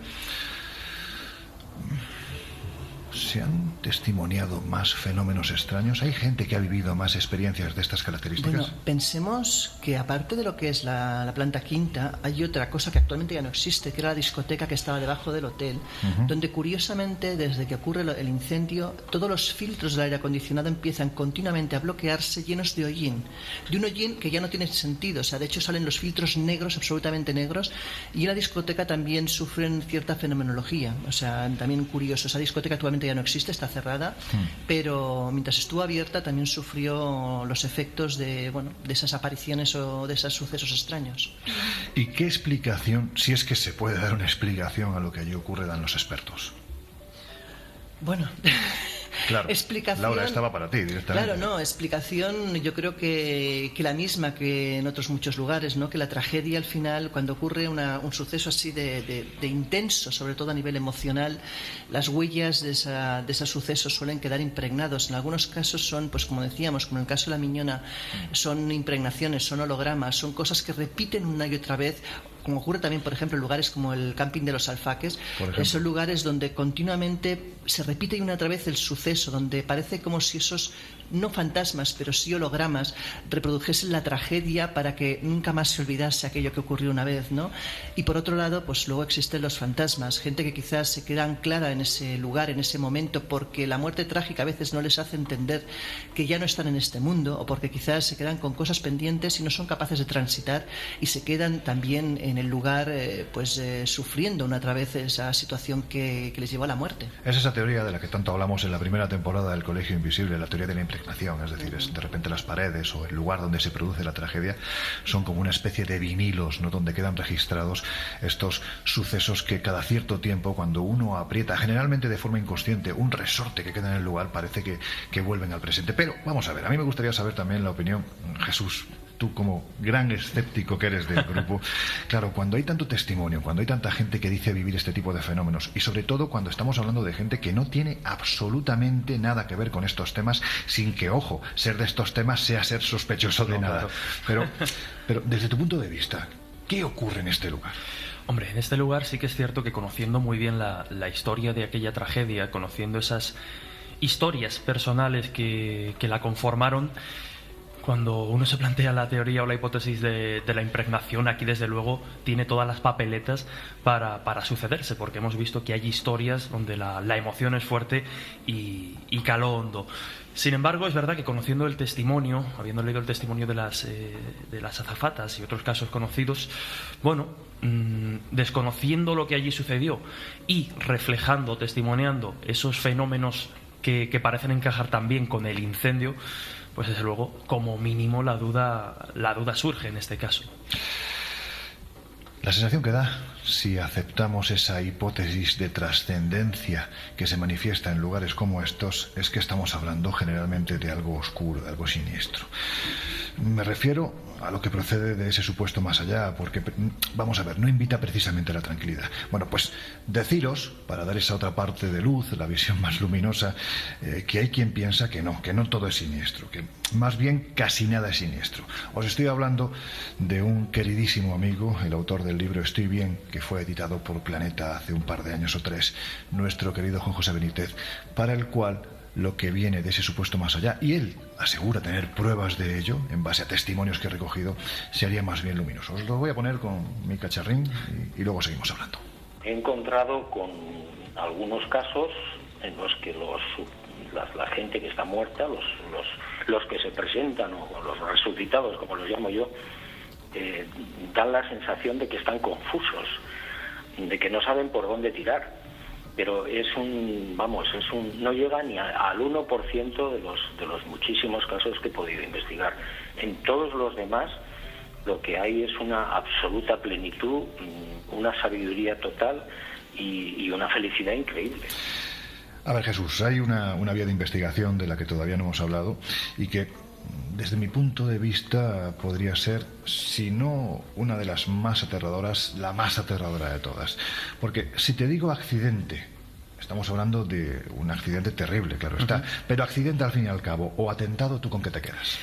Pues fíjate que en este caso es muy complicado quedarse con una de las dos, porque ambas tienen argumentos de peso para demostrarlo. Sí que es cierto que desde el primer momento en el que surge, apenas unas horas después de extinguirse el fuego, ya nos encontramos a Francisco Alaina, que era el gobernador civil de Zaragoza, no desmintiendo, pero sí descartando la posibilidad del atentado de antemano. Desde entonces se empiezan a publicar cantidad de informes. De hecho, por ejemplo, nos podemos encontrar en el sumario 139/79, iniciado por el Juzgado de Instrucción número 4 de Zaragoza, con casi 4.000 folios, ahí es nada, donde sí que es cierto que, descartan, digamos, las posibilidades, insisto, del atentado. Hay un detalle, siguiendo un poco la hipótesis del accidente, un detalle que ha pasado desapercibido y que yo realmente solo encontré en la fuente original, que fue un artículo publicado por Pedro J. Ramírez cuando él era redactor del diario ABC. Y es un detalle que, insisto, ha pasado desapercibido, pero es bastante curioso. De hecho, si me permites, voy a leer directamente lo que publicaba Pedro J. Ramírez. Dale. 8 horas antes de que todo esto ocurriera, estamos hablando lógicamente del accidente, del incendio, el empleado de la empresa de desinfección CIAPE, don RMR, había llegado al hotel con objeto de cumplir una de las cláusulas del contrato firmado 2 años atrás por la dirección del Corona y el representante mercantil de CIAPE, don MML. De acuerdo con el compromiso de desinfectar mensualmente algunas dependencias del hotel, el señor MA pidió las llaves pertinentes en conserjería y se entregó a su trabajo hasta poco antes de las 4 de la madrugada. De las 4 de la madrugada, en este caso del 11 de julio. Estaríamos todavía en esa fecha. Y aquí viene el detalle que puede ser significativo. Aquel día utilizó un producto más fuerte y efectivo por haberle indicado a la gobernanta que últimamente había muchos insectos. El señor M.A. utilizó algo menos de 3 litros de este producto. Entre la media docena de dependencias desinfectadas estuvieron las cafeterías Piccadilly y Formigal, que sería la churrería en el sótano donde se inicia el incendio. Ya digo que este detalle ha pasado desapercibido, pero claro, aquí sí que tendríamos el uso de unos químicos que habrían servido de aceleradores del fuego, de ese pequeño fuego. Pero sí que es cierto que la hipótesis del atentado cobra mucha fuerza por los elementos que se dan en ese momento en concreto. Como bien ya hemos comentado ya, nos encontramos con el hotel prácticamente lleno de militares, entre ellos la viuda de Francisco Franco, Carmen Polo, con sus hijos y con sus nietos. Uno de ellos, precisamente en la Academia Militar de Zaragoza, que estaba para esos días congregado. Bien, pues este detalle ha servido a algunos para esbozar que pudo tratarse de un atentado directo contra la familia Franco. De hecho, uno de los que está convencido de ello es precisamente Cristóbal Martínez Bordiú, que era nieto de Carmen Polo y de Francisco Franco. En su libro Cara y Cruz, Memorias de un nieto de Franco, él se refiere a este accidente como el Holocausto, curioso, lo llama el Holocausto, y está completamente convencido de que era un atentado contra ellos. No solo por determinados comentarios, por ejemplo, de los miembros de seguridad que estaban esperando a la salida del hotel y que hablan de que los incendios, que las primeras explosiones o las primeras llamas se generan encima y debajo de la habitación de Carmen Polo, sino porque comenta, y todo esto en base a lo escrito por Cristóbal Martínez Bordiú, que por dos fuentes directas, un miembro de la policía y otro de su escolta personal, tenían constancia de que hace unas semanas le habían llegado rumores de que se estaba ideando un atentado contra su familia. Entonces, quizá el hotel pudo ser el momento más adecuado. Es que además tampoco sería extraño, es decir, estamos hablando de que, claro, era tal la cantidad de militares, como dices, incluso la viuda de Franco, familiares, es decir, era un sitio que evidentemente estaba tremendamente protegido, pero también tremendamente amenazado, y entonces ETA, hay que decir que era poco menos que un avispero que estaba intentando reivindicar sus ideas. ¿Qué mejor oportunidad que esta? ¿Por qué entonces no se reconoce como atentado? ¿Es que no hay pruebas? Pruebas, como digo, los primeros informes que no hay que quiere entender. Claro, hay que entender, y de hecho, por ejemplo, hay un comentario de algunas de los familiares de las víctimas que, pues en el año 2009, creo recordar, en el periódico ABC, en el que se dedicó un reportaje al asunto, ellas mismas reconocían que asumían la razón de Estado que llevó al gobierno a negar. Estamos en una época realmente conflictiva, acabamos de superar la dictadura en pleno periodo de la transición. De hecho, ahora valoraremos una hipótesis que es bastante sugerente y que quizá pueda ser con la que yo más me siento identificado. Pero, como digo, las propias víctimas decían que asumiendo la razón de Estado que llevó a no reconocer que aquello fuese un atentado en aquel momento, consideran que a día de hoy ya es hora. Y de hecho, como bien comentabas, hay algunas de esas víctimas que han sido reconocidas e indemnizadas como víctimas del terrorismo. Es decir, no se ha reconocido de forma directa que fuera un atentado, pero si nos atenemos a esa clase de detalles, pues hay una serie de indicios. Se habló de ETA. Lo cierto es que ETA no tardó en desvincularse del atentado, y de hecho los expertos dicen que no coincide exactamente con el modo de atentar o con el modo de los ataques que tenía ETA. Se llegó a hablar incluso del FRAP, el Frente Revolucionario Antifascista y Patriota, cosa que no tiene mucho sentido porque en aquel entonces estaba prácticamente desmantelado y apenas tenían recursos para un atentado de esas características. Quizá, insisto, a mí me resulta la más sugerente y quizá la más inquietante, porque de demostrarse sería preocupante. Se ha hablado también de que todo pudo ser un atentado de falsa bandera, que todo pudo ser organizado por la extrema derecha del momento, que atentaría contra los propios militares para generar un ambiente de tensión, para caldear el ambiente en aquel momento y provocar lo que después sería el 23F. Porque además, ¿quién estaba también alojado en ese hotel la noche del 11 al 12 de julio? ¿Quién? Alfonso Armada. Hombre. Uno de los militares que tuvo cierto protagonismo. Bueno, tuvo mucho. Mucho protagonismo, sí. Bueno, también estaba Carmen Polo, si no recuerdo mal. Sí, sí. Cierto. Entonces, de hecho, esta hipótesis la barajaba en su día. Yo lo hablé para el reportaje con el periodista de investigación Fernando Rueda. Y él dice que le parecía bastante sugerente por eso, ¿no? De hecho, cabe la posibilidad de haber sido la extrema derecha que hubieran intentado cargarle, iba a decir el muerto, pero claro, en esta situación, cargarle la situación a ETA, y de ahí que el 14 de julio, 2 días después, en el diario ABC se publicaba la noticia de que ETA comunicaba no tener relación ninguna con este atentado. O sea que ahí está también la posibilidad de un sector de la extrema derecha que pudo azuzar y caldear el ambiente. No, caldear desde luego lo caldearon, si fue así, porque le pegaron un Y de colote. hecho, claro, es que hay que tener en cuenta que pudo ser, de confirmarse esta hipótesis, pudo ser uno de los primeros movimientos sobre el tablero para lo que después decíamos pudo ser el 23F. El golpe de Estado.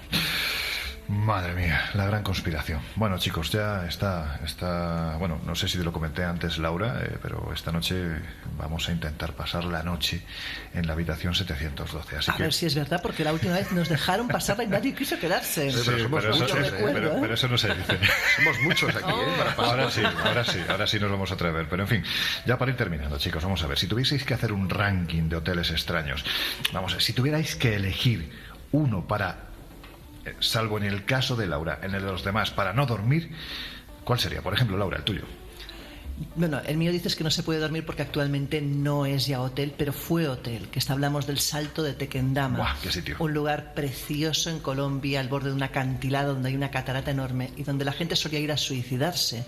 Un lugar donde a día de hoy dicen que además de estar embrujado, no dejas de ver fantasmas de suicidas, o sea que vamos, que es una auténtica imagen de lo más escalofriante y que el actual guarda dice que además se mueven objetos, hay cruces que se invierten solas, bueno, ocurre de todo en ese lugar. Actualmente está abandonado. Dicen que piensan en restaurarlo, que es posible que vuelva a ser un hotel a la larga, pero actualmente está abandonado y es solamente una parte de él, se utiliza como museo. Fíjate, si eso es lo que nos viene del más allá, a mí no me gusta nada ese más allá. Dicen, pero hay de todo en más allá. Me quiero quedar con la parte positiva, entiendo que esto es otra cosa, pero dicen del Salto de Tequendama que en su momento, cuando fue abandonado, se colocó allí una parada de tren y tuvieron que quitarla. Es que es todo. Por lo que ocurría. Fíjate que dicen incluso que ya no es que la gente fuera a suicidarse, sino que el lugar tenía como una especie de atracción fatal. Es decir, que gente que no quería suicidarse, si se asomaba y veía desde la piedra quemada, la piedra de los suicidas, veía el acantilado, le entraban ganas de suicidarse. Y hay casos de gente que no tenía razón aparente y acabó tirándose, incluso posando antes para fotos de turistas antes de lanzarse al vacío. Qué siniestro, por Dios. Josep, tu hotel. Pero yo me quedaría, ¿eh? Ya, sí, yo sé que tú también te quedas. De hecho, me he quedado. Os voy a hablar de un hotel... No quiere pasar por cobarde, ¿os habéis dado cuenta? No. Oye, Josep sin miedo. Está en un sitio maravilloso, que como es Jaca, muy cerca en kilómetros del lugar donde tuvo lugar, valga la redundancia, aquella riada que se llevó por delante en el río Gállego a todo un camping, lo recordaréis, y que es el monasterio de Voltaña, en la provincia de Huesca. Sitio más chulo, sí, es un sitio espectacular, un antiguo monasterio que no tiene relación directa con las víctimas del río Gállego, a pesar de su cercanía, pero que especialmente su iglesia, su ermita, donde se pueden celebrar bodas, incluso cualquier celebración, pues suenan las campanas, aparece un fantasma por ahí, y es un sitio encantador, te digo de verdad, donde miedo no pasa, salvo que seas muy sugestivo, pero que... Vamos, yo me apunto a quedarme ahí la noche. ¿Y tú, Jesús? Pues mira, como se trata de un hotel en el que no pasar la noche, voy a decir un hotel en el que no haya estado, aunque en el fondo esté deseando estar allí y alojarme allí. Así que yo propongo al Colegio Invisible que me envíen de reportero allí, ¿no? de reportero especial, sí. Hablamos del Hotel Convento en Puerto Rico, en San Juan concretamente. Como el propio nombre indica, se trata de un antiguo monasterio reconvertido a finales del siglo XX en convento, en hotel, perdón. Entonces cuentan que las apariciones fantasmales de algunos de los huéspedes han tenido que enfrentar, pues claro, qué es lo que había allí o qué es lo que podría quedar allí. Monjas fantasmales. ¿Qué da más miedo que eso? No solo eso, sino que además se habla de la aparición también de la que fue la antigua propietaria del edificio, ya fallecida, doña Ana, en los comedores. Entonces yo creo que solo por la reconversión, ¿no?, de ese monasterio en hotel y las apariciones que cuentan que se producen, yo... encantado / horrorizado de estar allí. Claro, y que está en Puerto Rico, anda que es todo el chaval. Se lo pide en un sitio feo, vamos. Por hacer honor a Miguel, eso de los sitios con calorcito y demás. Bueno, pues yo creo que ya ha llegado el momento de ir a cenar. Vuelvo a repetir, nos quedamos todos juntitos a pasar la noche en la 712, sí, porque pero... yo te aseguro una cosa, que de todos los que estamos aquí, al que menos me imagino que se quede solo es a ti, precisamente. Pues, bueno, yo creo que no, O sea, no sé yo, que no. Ahora os contaré cuál es mi sitio favorito, también lo contaré, pero en conclusión, ¿qué es lo que ocurre en estos lugares de los que hemos estado hablando? ¿Es el peso de la historia el que hace que la sugestión sea mayor? ¿O es que realmente tanta gente diferente no puede alucinar con historias así? A ver, desde mi perspectiva, no cabe la alucinación. Decía Gustav Gili, eminente buscador de fantasmas, que primero había que saber si los fantasmas estaban dentro o fuera de la cabeza de quien los ve, ¿no? Y en este caso, cuando en el lugar donde nos encontramos, tantísima gente ha tenido noticias y ha escuchado sin ser testigo, es decir, ha escuchado ruidos sin saber lo que ocurría en la habitación de arriba, son tantos que al final uno tiene que plantearse que realmente lo que está sucediendo no es efecto de la sugestión, sino que ocurre algo, por no decir que tienen los de aquí una especial predilección por abrir los grifos, ¿eh? Claro, te iba a decir, es que más allá de ver o oír, que quizás es algo más sutil o algo que puedes llevar incluso a un engaño psicológico uno mismo, cuando ocurren cosas físicas, eso ya no hay Dios que lo explique. Los pasos blancos de cal o de yeso estaban ahí, los grifos que se abren y se cierran, luces que se apagan y se encienden, o sea... Eso es algo que puede ser susceptible de ser investigado por otra derrama, por así decirlo, investigativa, que no es estrictamente paranormal, sino técnica, y cuando has descartado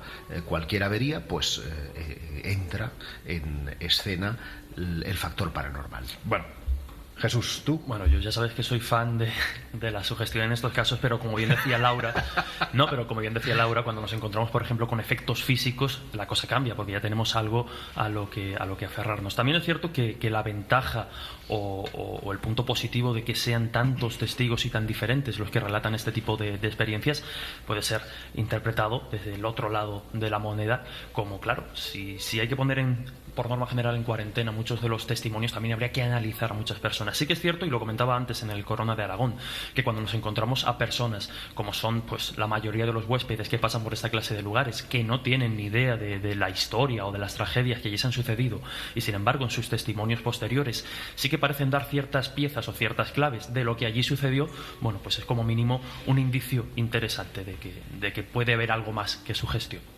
Bueno, pues ya sabéis que en el Colegio Invisible tenemos diferentes vías de contacto donde nos podéis sugerir, criticar, siempre digo lo mismo, hasta incluso decir cosas bonitas, ¿no?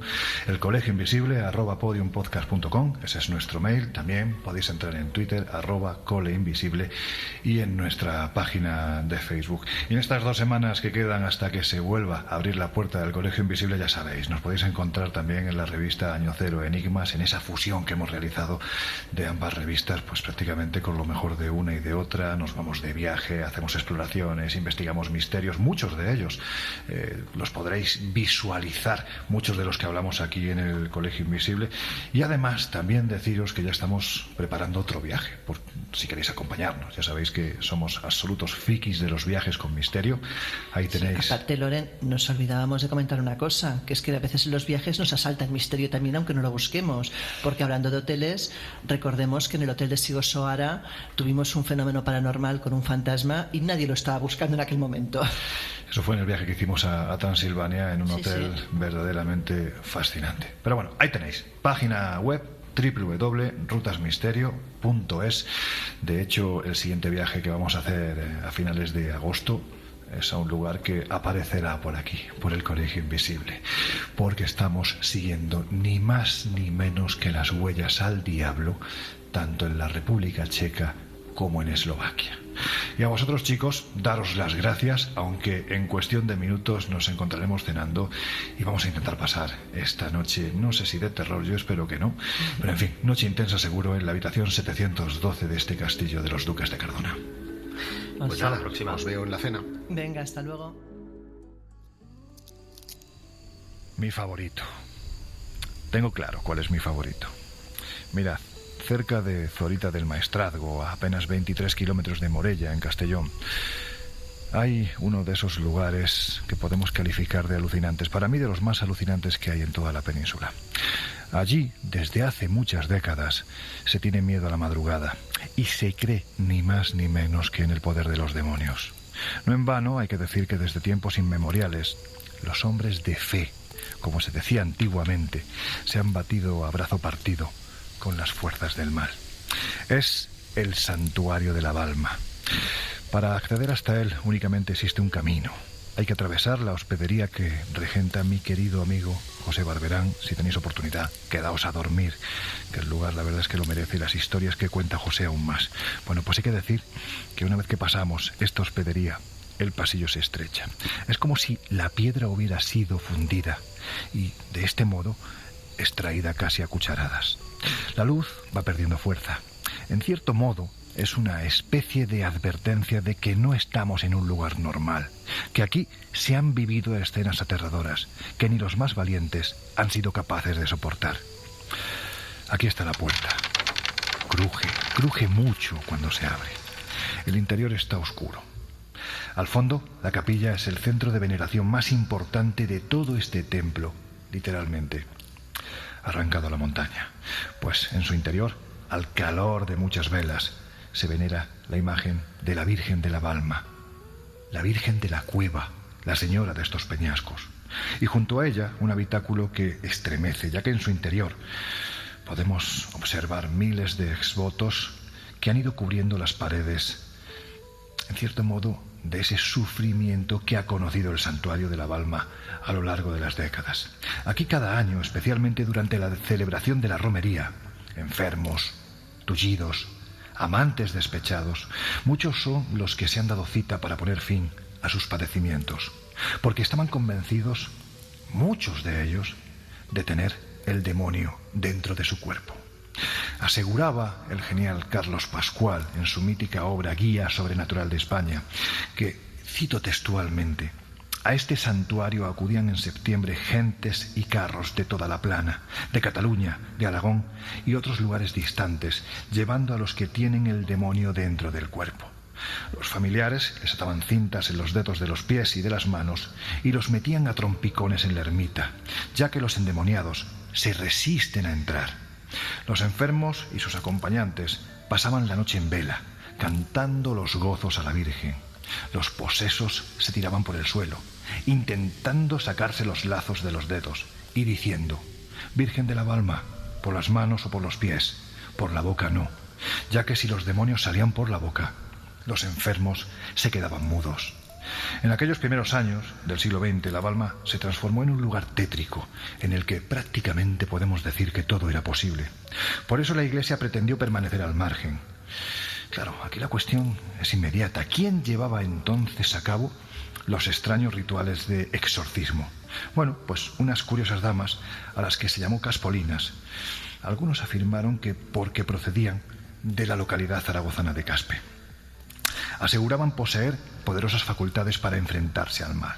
Así pues, durante las diferentes reuniones de endemoniados que se sucedían un fin de semana sí y otro también, las Caspolinas se afanaban en su pelea contra los demonios con tal apasionamiento que ponían el vello de punta.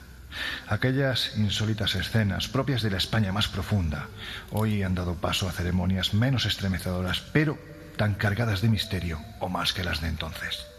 Y aún así, al entrar a este lugar, no es difícil acordarse de la historia de Rosario Usot Petit, la niña de 12 años que procedía de alquerías del Niño Perdido, que según cuentan las crónicas, levitó delante de la talla de la Virgen unos centímetros. Decían quienes intentaban contener sus aspavientos que poseía una fuerza descomunal, impropia de alguien tan frágil. O Josefa Monterde, la mujer que tuvo que ser amarrada a un mástil porque entre 4 forzudos no lograban contener sus arrebatos de violencia. Incluso cuentan que aquí se llegaron a celebrar sesiones de espiritismo. Hoy a La Balma se puede acudir cuando se desee, pues no en vano el propio santuario posee la citada hospedería, que sirve de entrada al mismo. Y se puede dormir, y se puede disfrutar del silencio, y se puede pensar cómo sonarían los gritos de los endemoniados detrás de las rejas del santuario, en plena madrugada, luchando por su alma.